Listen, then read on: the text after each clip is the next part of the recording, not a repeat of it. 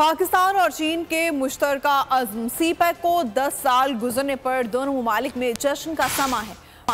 वज़ीर-ए-आज़म शहबाज शरीफ और चीनी नायब सदर ही लिफेंग की अपने वफ़द समेत कन्वेंशन सेंटर में मुनाक़िदा खुसूसी तकरीब में शिरकत।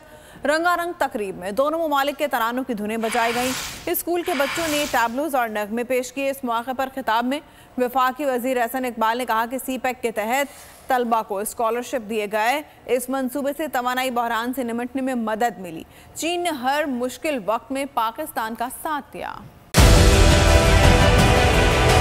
डिजिटल लोन स्कैम, अवाम को कर्जों के जाल में फंसाकर लूटने वाले भेड़िए बेनकाब। बोल की काविशें बाराबर साबित हो गईं। ऑनलाइन कर्ज माफिया के गिर्द घेरा तंग हो गया है। बोल ने दिया अपने अवाम का साथ, उठाई इस स्कैम के खिलाफ आवाज। बोल की डिजिटल लोन स्कैम के खिलाफ आगाही मुहिम की सबसे बड़ी ट्रांसमिशन 59% अवाम ने देखी अपनी स्क्रीन पर, क्योंकि बोल है पाकिस्तान का नंबर 1 न्यूज चैनल। सब्सक्राइब करें और बेल दबाएं ताकि कोई खबर रह न जाए।